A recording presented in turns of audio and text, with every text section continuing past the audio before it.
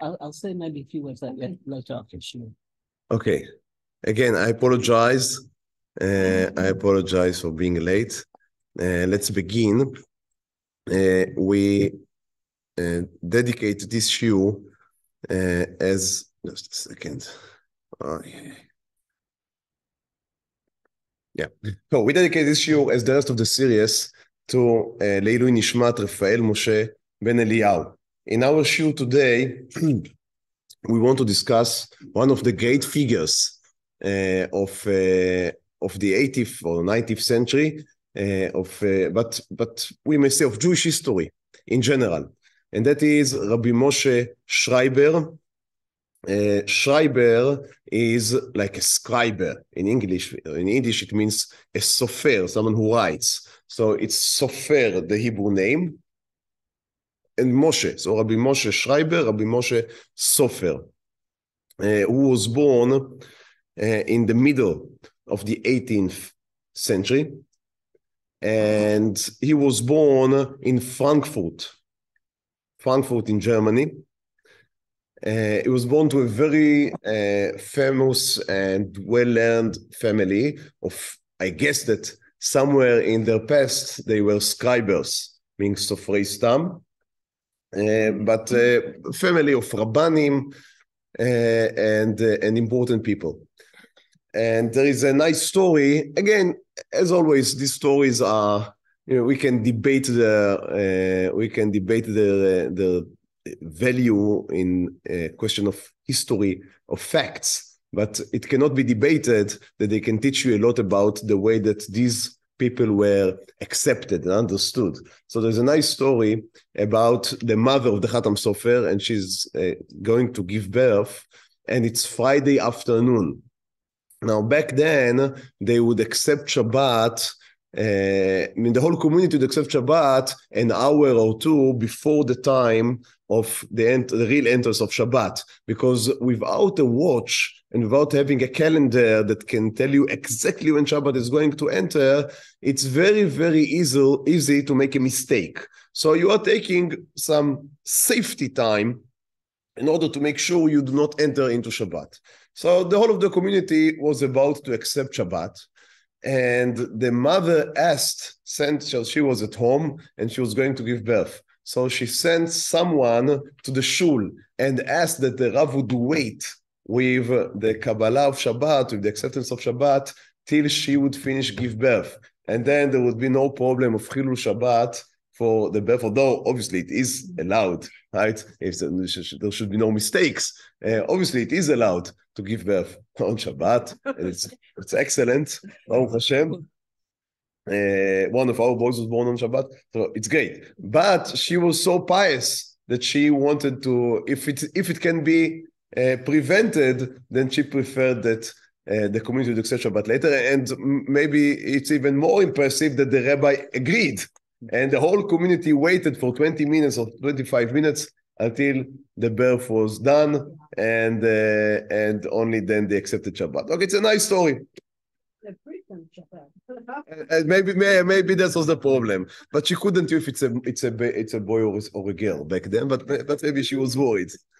Okay, so the Chatam Sofer was born. As you can imagine, he was a genius, and it was clear from young age. I think that's a sentence, right? That we can just, it's a given. Now we have a story about a story from the age of 3, and he went to a cheder at the age of 3, and the melamed, the Rebbe of the cheder, would read with the children the pasuk and then translate into Yiddish, obviously. And he was teaching them the pasuk from Bereshit Bet, Vayitzer Elokim et ha'adam afar min ha'adama. So God created man with dust from the earth. Now the Rebbe was not necessarily the Rebbes of the Chadarim at the age of 3 or 5 were not necessarily the greatest geniuses of all generation. So the Rebbe there translated Erd van die Erd, meaning dust. Afar, it translated as earth, And Mina Adama, he also translated as earth. So the Rebbe says, and God took earth from the earth. So the boy, 3 years old, asked, what do you mean took earth from the earth? That doesn't make any sense. So he asked once, and the Rebbe didn't answer. And then he asked again, and he got slapped in his face, which was the way that things were working back then. So he went back home and told his father. Now, his father, excuse me, his father heard that, and basically took him out of the cheder and homeschooled him, which is, I guess, the right decision. But it seems that the parents, and that's a very interesting fact here, it somewhat reminds us, you know, sometimes a boy is very skilled in music, in playing an instrument, and then the parents are extremely not only supportive, but maybe pushing him a little, sometimes a little too much. Now, I would need to be very careful, because who gave me the permission, right, to assume? I just read stories and I try to build the puzzle. But I'm only giving you, my thoughts. So the story goes, that's from his grandson.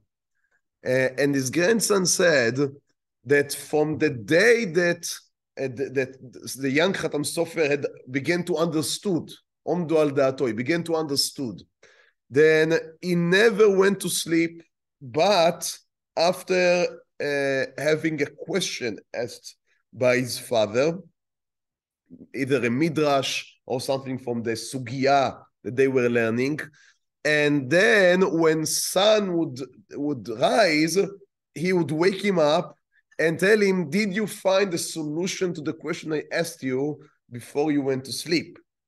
And if there was a good solution, then he would be happy. And if sometimes he would not be able to answer, then the father would rebuke his son. And he said that if you didn't find, it means that you was not looking for. So again, I'm not in any position to criticize anyone. I just think it's interesting. It's an interesting read. And then he says, again, it's the grandson, that one day there was a Shabbat. In one of the sources, it's Shabbat bar mitzvah of the Chatam Sofer. I don't know how exactly old he was. In other sources, he was 9 years old. But he's giving a drasha in the shul. So either at the age of 9 or the age of 13. And he go and all of the chachamim is known as a prodigy. So all of the chachamim of the city come, and he's giving the drasha from the pulpit, and he has the grandfather of his grandfather was a certain rabbi called Mahar Shashach. And this Mahar Shashach wrote a book, a sefer. And the young boy took the sefer, took one of the halachot given in the sefer, and analyzed it, and basically rejected it on the grounds of conflicting sources. The father was sitting there, and as it was clear in the middle of the drasha where the boy is going to, he stood up in front of all of the audience and the chachamim, and he didn't let him finish. He said, you are disgracing the name of our ancestor. So he stopped his drasha in the middle. According to one version, he slapped him. Now, that is not clear. That may be a dramatization. But obviously, he stopped it in the middle of the drasha. And the other chachamim of the city were aghast. Right, that the father would do such a thing. Obviously, the boy said for how long, we don't know, to prepare it. How can you stop it in the middle? And one of the chachamim sitting there was a certain man named Rabbi Natan Adler, about whom we would hear a lot in a few minutes. Rabbi Natan Adler. And this Rabbi Natan Adler came to the young Chatam Sofer and told him, you should finish your drasha. And it's not your father's right to stop you in the middle.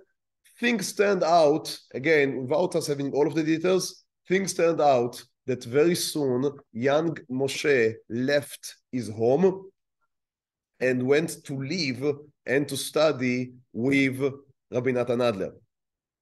And again, not that he lost his connection with his family, but it was obvious that he needed to distance himself a little. And this Rabbi Natan Adler became his Rav, but also like a father figure for him. So again, we are only having glimpses here, and we should be very, very careful because we sentence really great people and their parents. But I think it's at least we can maybe think about that and learn from that, that sometimes even when a child has a great skills, you still need to know the limits of how hard can you push a young child, because sometimes someone will have a very great mind, but it doesn't mean necessarily that his emotional development is aligned with the intellectual development. The whole thing is very interesting, I think. Be it as it may. Rabbi Natan Adler, now we are excuse me, moving forward to Rabbi Natan Adler. Rabbi Natan Adler was a very unique figure. We almost have no information about him apart of what was written by the Chatam Sofer himself. Now, what is the reason for that?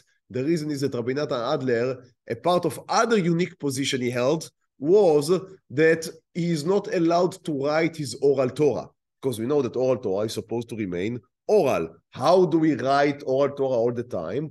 Because Chazal said that if there is a fear that the Torah will be forgotten, you are allowed to write it down. And because our memory is obviously dubious, we allow ourselves to write more or less everything. We have, that's not a very big library, and almost all of it is Torah she'ba'al peh. We have whole rooms filled with books of the Torah she'ba'al peh. Fine. Rabbi Natan Adler said, I have a good memory. I'm not worrying about forgetting. So I do not have any permission to write down. So he didn't write down anything. That's only one very small thing. He was davening in what we call today Nusach Sfard. It was Nusach Ha'ari. Now he is not a Chassid. He has no connection to the Baal Shem Tov. But he decided that he would make a private minyan in his home with his chabura of students, and the davening there would be in the Nusach Sfard. That got him into a lot of trouble. Everyone that has any clue about Yekish culture, and Frankfurt is, it's the heart of Yekeland, knows that you are going to get yourself in trouble if you are creating a private minyan, davening Sfard. And that's exactly what happened to him, but he didn't care. He didn't care. He was teaching Kabbalah, he was using amulets, right? Kmeiot. So that's the right word? Okay. So he was a very interesting figure. At a certain point, he was put under a ban by the local rabbi. He was also a great person, a great Torah scholar, Rabbi Pinchas Horowitz, written a very famous book named The Hafla'ah. So a very famous person. And he put Rabbi Natan Adler under a ban, not because he was suspecting his piety, but because he couldn't control him. Rabbi Natan just went on and do whatever he wanted, and back then that was good enough of a reason to put someone under a ban. So the Chatam Sofer lived through all of this, which is very interesting because he saw in first-person experience what happens when someone is persecuted for his opinions, and what does it mean to deviate from the norms of society. And I think it's interesting in light of the positions he would take as he would go up, as he would explain. Now, he moved with Rabbi Natan Adler out of Frankfurt, and Rabbi Natan Adler got a rabbinical position outside of Frankfurt. He moved with him at a young age, and then Rabbi Natan Adler was able to arrange for the Chatam Sofer a certain position of melamed in a small city, and then Rabbi Natan Adler himself was niftar. Rabbi Natan Adler was niftar in a very young age, I think 60, in a young age, and the Chatam Sofer felt, and we have his aspect, he felt that is because of the persecutions that his rabbi went through. And he was devastated. He said, that's the way that we are treating a gadol shebatorah, and that we caused his early demise. So it was a very sad experience for him. Also that he was not there next to his bed when he passed away. He was also devastated for that. So it's a very interesting aspect. And be it as it may, again, after I'll give you the exact date, just a second. Not yet. Not yet. It's a very good question, but not yet. In 1807, after having rabbinical positions in a few small cities, German cities, in 1807 he becomes the rabbi of Pressburg. Now, Pressburg is the Jewish name of there is no way I'm going to say this city correct, Bratislava. Bratislava is the Slovakia capital. Bratislav, that's the way you pronounce it. Well, the Jews would say Pressburg. The Jews were not interested in the way that the Slovaks would pronounce it. For them, it was Pressburg, and it was part of Hungary, so no Slovak for them. It was much more prestige to be an Hungarian than to be a Slovak. I apologize for anyone with any Slovakian feelings. But being Hungarian, that was in the old country for a long time. It's really outside of our shiur right now, but my grandmother was Hungarian, and it's okay. It's I began the story, so I will tell it. For her, even in the camps, she was a survivor from Auschwitz, and even in the camps, they had this separation between the Polish girls and the Hungarian girls. So it's went very, very, very deep, very deep. This Hungarian feeling of sometimes of superiority. Anyhow, so. My other side is Romanian, which is the lowest. So, yeah.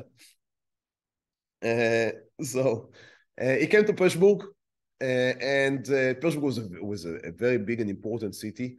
It was the capital of Hungary before Budapest. So a very important city, and he's coming there, and he's becoming the main rabbi. It's a very rich community, which enables him to found the yeshiva. And the yeshiva at Chatam Sofer had at certain points 400 students, which was a huge yeshiva. We spoke about Reb Chaim of Volozhin last week as the father of the modern yeshiva, and he is. People do not remember today the Pressburg yeshiva. But the Pressburg yeshiva was of the old style, but it was a huge yeshiva. And I don't have numbers, but most of the Rabbanim in Hungary of the next generation would be the students of the Chatam Sofer. So a very influential figure. And his yeshiva was extremely important. But that is not what made him into the Chatam Sofer that we all know, the yeshiva. That only was a vehicle to teach and to expand his agenda, we may say, Jewish agenda. But what was the Jewish agenda? That's what we would like to explore now. So the Chatam Sofer, and in that he was very different from Reb Chaim of Volozhin of last week. Reb Chaim of Volozhin was in Lithuania, he was deep in the east, and for him, the great rivalry was with the Hasidut. The Chatam Sofer had no such privilege. For him, in Central Europe, and coming from Germany, he knew very well that Hasidut, maybe he liked it more, maybe he liked it less, but that's an ally against the Enlightenment, which are the real rivals of what would come to be Orthodox Jewry. Back then it was just being a Jew, but what would come to be known as Orthodox Judaism, as traditional Judaism, was under an attack, a very massive attack, by Enlightenment, by Haskalah, which was both ideological attack, but also just an attack of conveniency. Because you wanted emancipation, you wanted to look like everyone else, you wanted to think like everyone else, you wanted to have the jobs that everyone else have. And that's something that we should not be lightheaded about. And so the Chatam Sofer is finding himself with questions of Haskalah and of reform excuse me, nascent reform begins to raise its head. In Germany, it's Moshe Mendelssohn, which would be called Moshe of the Sau in the writings of the generation, but we know him as Moshe Mendelssohn, who was, if you ask him, he was not the head of any reform. He was more or less an observant Jew. But what he created, the spiritual movement that he created, became very, very fast, the reform movement. So that was in Germany. And in Hungary, you began to have, the neologist movement, which is just the Hungarian version of the reform movement. It's called neologim. We call it Nibo. I don't know even what is the English pronunciation. Neologist, I would guess. And it's basically the same thing. They're a little more conservative than the reform in Germany, but not too much. I mean, basically they are reformers. And he begins to write answers. He begins to get famous in the world. People begin to send him questions. And when he answers them, he doesn't only answer them halachically, but he's trying to give the people that send him the questions means and weapons to fight this new war. So just a few examples. What are the principles that he held fast to? One was, and that was a very, a very important one, we do not... No, thank you. No, thank you. Thank you so much. So one very important principle was we do not give an inch regarding Jewish custody, regarding minhagim. Nothing moves. No capitulation. That was very important for him. Now, sometimes it was in big questions. So, for example, you may know that Napoleon, in a certain point, had established a Jewish Sanhedrin in France. So he took rabbis, mainly second and third degree rabbis, but also one, Rabbi David Zitzai, was a really great person, a great Torah scholar, that he had also obligated to participate. And this Sanhedrin, he would ask them to be the chief rabbinate of Tzarfat, of France. When he conquered parts of what is nowadays Germany, there was no Germany back then, but parts of of Germany, then they created in Germany a similar institution, and they call it the Constitutoire, which means the constitution of Jewish rabbinical authority. And they asked them to permit Jewish soldiers that were conscripted to the new French or German allies of French army to allow them to eat kitniot on Pesach. Why? Because it's interesting. The German army was able to provide kosher food, but only if you allow them to eat kitniot. If they cannot eat kitniot, then the whole thing collapsed. So they asked these rabbanim to allow the soldiers to eat kitniot. And the rabbanim there were they were rubber stamp of the maskilim and of the German authorities. So they wrote a tshuva. Now, it would have been enough if they would just said, being a soldier in this German army, that's a case of a pikuach nefesh written large, and that's why you're allowed to eat kitniot. That's the end of the story. And then it would create no problem. But they didn't find that suffice. So they began to attack the whole minhag of eating kitniot, as it's the whole thing is a mistake and shouldn't be kept anyway. So now we have a good reason to get rid of it, and that's the end of the minhag to get completely. That's what these rabbanim were writing. And the Chatam Sofer received, one of the rabbis in Germany that was, I guess, that was bewildered by this psika of the new Sanhedrin. So he sent a question to the Chatam Sofer, what's going on? And the Chatam Sofer answered, I don't want to get, it's a very interesting answer. It says, their psika is good for the soldiers, they were passing for them. I do not want to intervene with their jurisdiction. But in the general question of kitniot, that's a minhag of our Ashkenazic forefathers, and no one should raise a hand against it. and he wrote very, very strongly. And he said, you know, if someone is deoraita, you know, that's the highest degree. If it's a derabanan, it's coming from a rabbinical sources, it's lower. Usually we understand that a minhag is lower than even a derabanan. He says, no. A minhag is like a neder, it's like a vow that we have taken. So a minhag returns to a deoraita status. So a minhag is stringent. We should be stringer in a minhag than in a derabanan. That's a tshuva of the Chatam Sofer, which seems to take the whole ladder of halacha and put it on its head.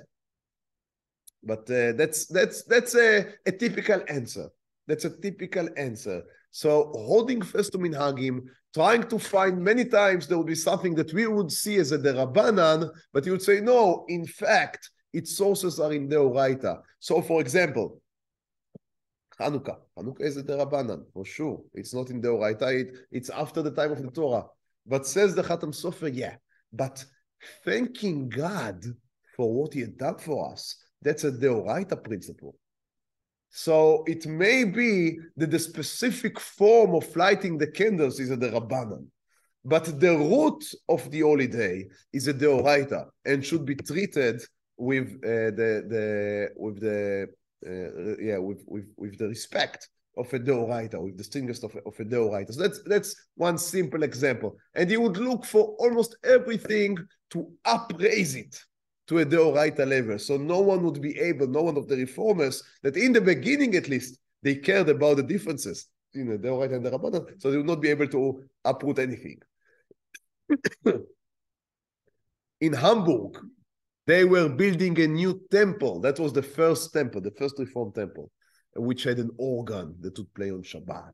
And it's the bima, instead of having the bima in the middle of shul, as in any shul, they build the bima in the front of the shul, like in a church. He destroyed them for having the bima. I'm not speaking about the organ yet, about having the bima moved. So you would say, what do you care where the bima is? What halacha, what minhag, what do you speak here about? He says, no, it's an halacha that the bima should be in the center. Why? Because he said that's like the shulchan of Beit HaMikdash. So he had a whole theory in the mizbeach that was in the center of the yard. So he had a whole theory why it is an halacha that the bima should be in the middle and everything in the shul should stay just as it is. Nothing moves. Nothing changed. A complete freeze of everything. That's a tshuva, and he wrote a very sharp tshuva about this heichal, this new temple, trying to if he cannot close it down, at least he would prevent any observant Jew from stepping inside. And basically he did that. And he writes that if he would have the power, he would ban all of the reforms, and the neologues, and everyone that is not following halacha as he should. As I said earlier, it's interesting, coming from someone that saw persecutions on his own flesh, but I guess that he also understood the price of deviations from Jewish practice, and he wanted to completely prevent that. And he saw the great danger that these new movements were posing. And he even preferred, he had a whole drasha in which he said, you know, emancipation may be good for the Jews, but it is bad for Judaism. And he said, it's very interesting drasha. He said, people ask me why I am not happy when Jews are being given more rights. He says, I'll give you a mashal. Imagine that the king's son was deported from the palace and for years he's living in some slums and hoping to be back to the palace. And then one day a messenger comes from the king and gives him money to buy a new house outside of the palace. Would he be happy? Maybe he's happy that he can now move out of the slums and buy a new house, a nice house. But what does it mean? That the father does not want him to come back. As long as he's in the slums, he knows that the father would not let him stay like that. So he knows that salvation is near. But building such nice houses in exile, that means that the exile is going to take much, much longer. So he says, so he was not happy about having emancipation, about having equal rights to the Jews. So again, extremely interesting, I think, and far-reaching sight. So he continued this wars, and basically he went into emergency mode. He understood that Yahadut is under, as I said, under attack, and that if you want to preserve, you need to double down and to fortify and to build walls.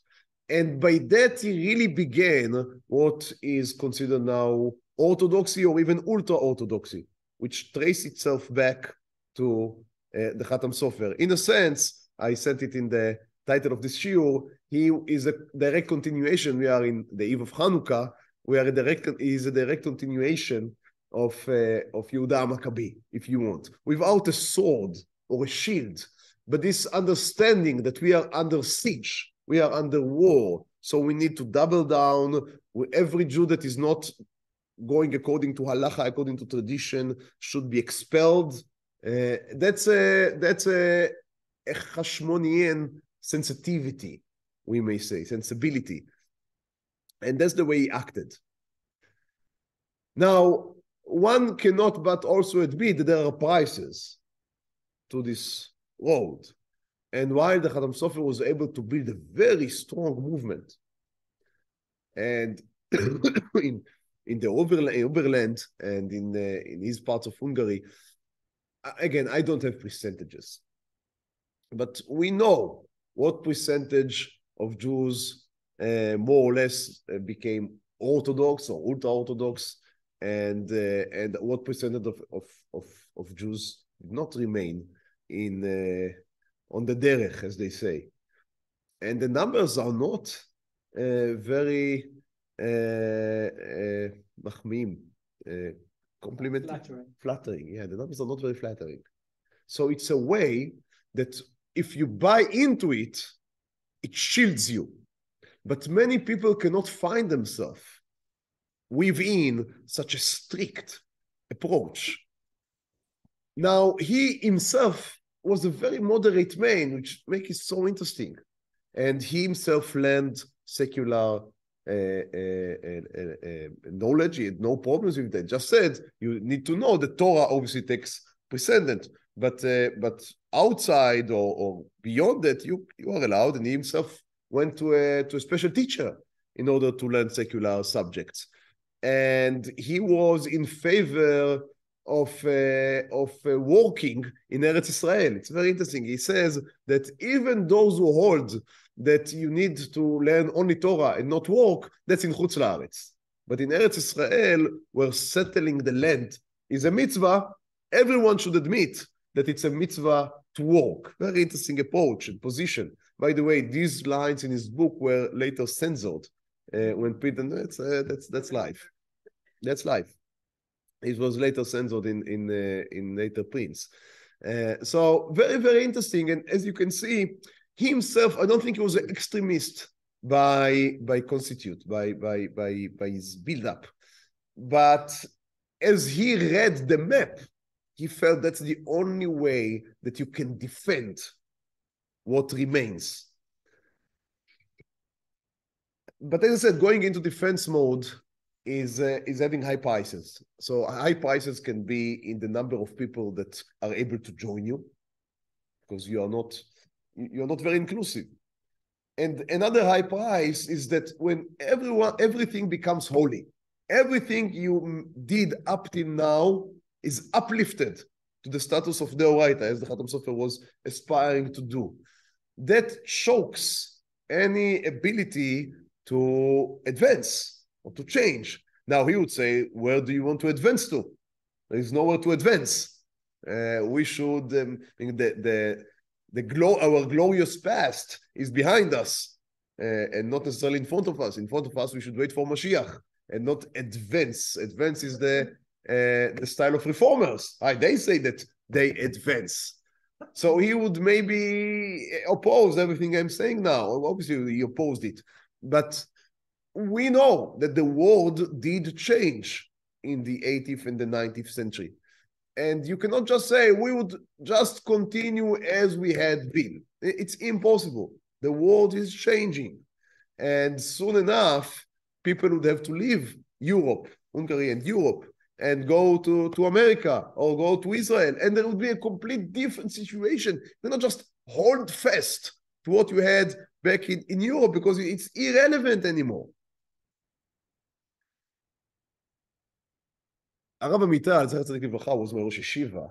He would quote a lot of times Rabbi Menachem Zembe. Rabbi Menachem Zembe was a very, very famous rabbi in Warsaw. And in the 30s, I think it's 1934. So we are already after Hitler is in control in Germany. There was the last, I think it's I didn't check it before I apologize. I think it's 1934. There was the last great convention of Agudat Israel before the whole thing, because of all the borders were closed and they couldn't meet anymore. So the last great convention of Agudat Israel before the war. And they discussed there the question of how to relate to Zionism. And we all understand now what could have been, right? Because if they would have said to their followers, you know, Zionism is great, go to Eretz Israel, then who knows how many lives could have been saved? Who knows? Maybe it's in the millions. We don't know. And Menachem Zemba opened the session, and he quoted the Chatam Sofer. He said the real question is, do we follow the Chatam Sofer? Why? Because the Chatam Sofer had a drasha a few times, a few drashot, in which the idea was, we suffered so much through exile that if God would give us again, by Sheni, a second temple, like what he gave to the Hashmonaim, we won't accept it. Why? Because we didn't suffer for 2,000 years only to go back to something which is kacha, right? Which is half-half, in which you do not have a direct Shechina and a direct Geula. We come and we say, we remain in Galut until there is a complete redemption, until God reveals himself. And some people still hold to that. That's what the Chatam Sofer said. And in a sense, it's beautiful, right? It says it's a continuation of this root of 1 or 0, black or white. Either you have everything or you have nothing. And in the convention, they couldn't get any, as you can imagine, they couldn't get any real decisions. And these words of the Chatam Sofer were hanging like a shadow, right, over the discussions.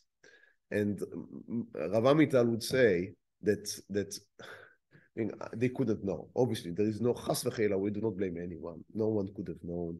And it's very important to understand that. My grandmother was there, and their parents, they were Baruch Hashem, they had money, and they could have run away if they would have thought that that's the right thing to do. And many other, I'm sure that that's a story that many of you share. So I'm not chas v'cheila blaming anyone. But obviously, if the Chatam Sofer would have known what is the price of having this mentality of 1 or 0, of black or white, says Rav Amital, then the Chatam Sofer himself would say, yes, we accept even the half proposal, even half geula, because it's better than staying in the galut with the destruction that can come. And so again, that's not chas v'cheila to say anything. The Chatam Sofer was a great, great man. And as I said, he created, to a large extent, orthodoxy, not modern orthodoxy and ultra-orthodoxy.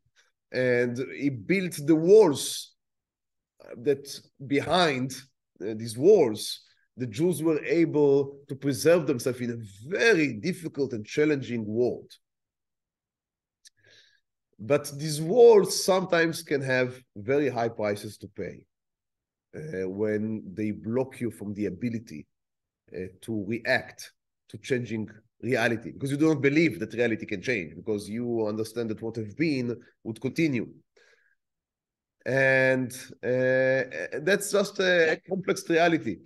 That's just a complex reality that we have to accept. I mean, obviously, the other side has its very high prices as well. If you completely go with the flow and you don't have anything that you stand for, then you would also get lost. There would be nothing left. So there are no simple answers. No simple answers and no simple solutions.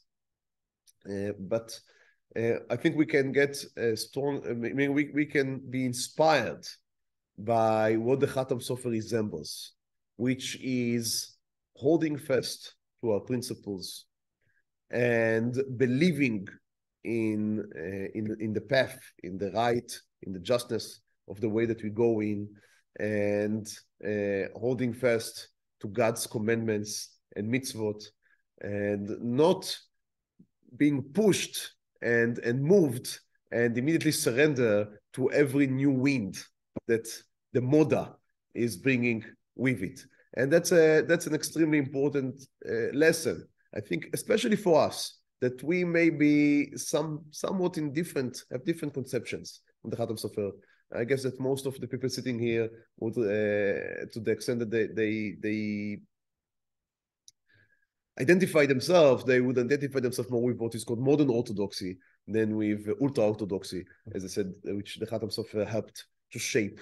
But sometimes that means that we even have more to learn, because it's not natural for us to understand that there are things that we need to stand against.